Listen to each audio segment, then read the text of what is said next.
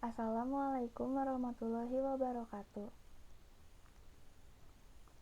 Perkenalkan, nama saya Bianti Dwi Oktaviani dari jurusan Teknik Kimia Institut Teknologi Nasional Bandung, angkatan 2018 dengan NRP 14/2018-020. Di sini saya akan menjelaskan tentang perbandingan konstanta perpindahan massa secara teoritis dan percobaan pada Waterthal Coulomb. Sebelum menjelaskan tentang konstanta perpindahan massa, di sini saya akan menjelaskan terlebih dahulu apa itu absorpsi. Absorpsi adalah proses pemisahan bahan dari satuan campuran gas dengan cara pengikatan bahan tersebut pada permukaan absorben cair yang diikuti dengan pelarutan atau proses penyerapan suatu zat oleh zat lain. Untuk absorpsi gas yaitu proses kontak antara campuran gas dan cairan yang bertujuan untuk menghilangkan salah satu komponen gas dengan cara melarutkannya menggunakan cairan yang sesuai. Untuk cara kerja dari absorpsi ini yaitu di dalam kolom absorpsi terdapat zat dengan perbedaan fasa mengalir berlawanan arah yang dapat menyebabkan komponen kimia ditransfer dari satu fasa cairan ke fasa lainnya. Campuran gas merupakan keluaran dari reaktor diumpankan ke bawah menara absorber. Di dalam menara absorber akan terjadi kontak antar dua fasa yaitu fasa cair dan fasa gas yang mengakibatkan perpindahan massa dalam umpan gas dari bawah menara ke dalam pelarut air sprayer yang diumpankan dari atas menara. Proses absorpsi ini terjadi pada kolom yang berisi packing dengan tingkatan tertentu atau sesuai dengan kebutuhannya. Selanjutnya, ada faktor-faktor yang mempengaruhi proses absorpsi. Yang pertama yaitu luas permukaan kontak. Jika luas permukaan kontak semakin besar, maka laju absorpsi akan semakin cepat. Hal ini disebabkan oleh besarnya luas kontak akan mempermudah difusi gas ke cair. Yang kedua, ada laju alir fluida. Jika laju alir fluida semakin kecil, maka waktu kontak akan semakin lama sehingga zat yang berdifusi akan meningkat. Yang ketiga, ada konsentrasi gas. Perbedaan konsentrasi gas ini merupakan salah satu driving force dari proses difusi yang terjadi di antara dua fluida. Yang keempat, ada temperatur. Temperatur ini akan meningkatkan efisiensi perpindahan massa pada proses absorpsi. Yang kelima, ada kelembaban. Jika kelembaban semakin besar, maka gas untuk mengambil kalor laten akan semakin terhalang. Yang keenam, ada tekanan operasi. Jika tekanan operasi semakin besar, maka akan semakin efisien proses pemisahannya. Selanjutnya, ada penjelasan tentang Waterthal Coulomb. Waterthal Coulomb ini merupakan kolom yang bagian atasnya diberi parameter yang berfungsi membuat solvent yang dapat mengalir di dinding kolom. Untuk prinsip kerja Waterthal Coulomb ini, yaitu absorben dialirkan dari bawah kolom secara counter current flow sehingga terjadi kontak antara gas dan absorben, akan terjadi difusi antara salah satu komponen pada gas ke absorben. Untuk Waterthal Coulomb ini memiliki kelebihan dan juga kekurangannya.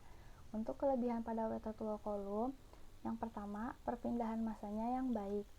Yang kedua, konstruksinya sederhana. Untuk kekurangan pada Waterthal Coulomb ini yaitu pemasangan yang tidak tepat akan menyebabkan air tidak mengalir ke seluruh dinding.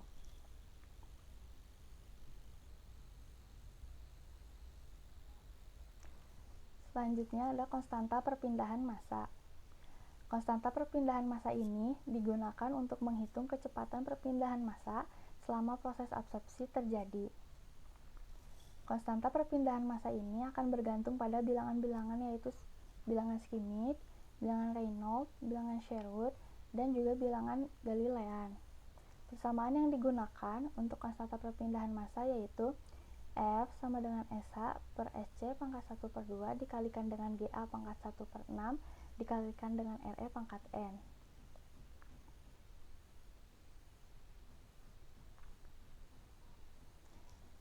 Untuk data yang diberikan pada percobaan kali ini dapat dilihat terdapat data kolom yang meliputi tinggi, keliling, dan juga tebal. Lalu ada juga data percobaan absorpsi menggunakan wet wall column yang meliputi laju alir cairnya itu 1 lpm dan juga 1,25 lpm. Untuk laju alir gasnya itu 8 lpm, 9 lpm, dan juga 10 lpm. Delta H atau perbandingan ketinggian, tinggi bubbling dalam satuan cm, suhu awal dan akhir, kadar O2 di udara dalam satuan persen volume, dan juga kadar O2 akhir dalam satuan miligram per liter.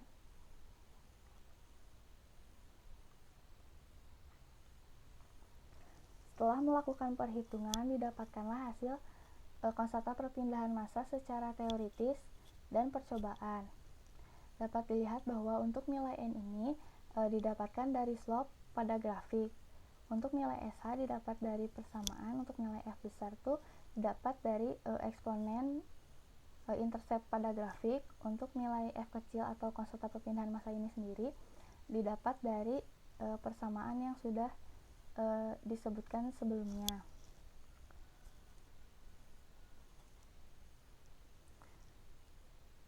Ini merupakan hasil konstanta perpindahan massa secara teoritis, dan ini merupakan hasil konstanta perpindahan massa secara percobaan.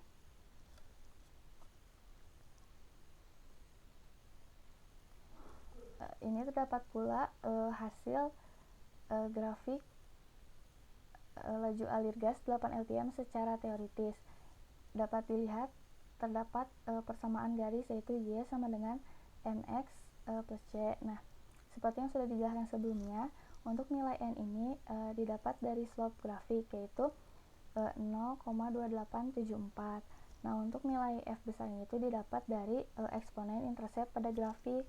Nah, berarti untuk nilai F besarnya itu eksponen minus 0,398.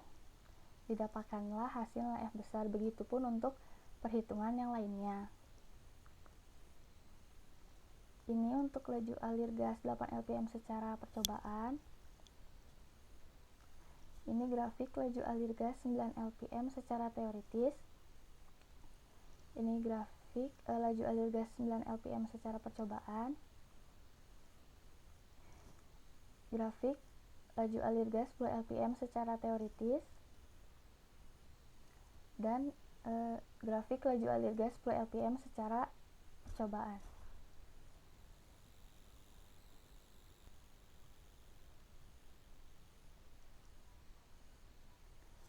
Nah, maka dari hasil perhitungan, untuk nilai SH yang didapatkan secara percobaan ini lebih besar daripada nilai SH secara teoritis, yang dimana seharusnya nilai SH secara teoritis maupun percobaan itu seharusnya sama.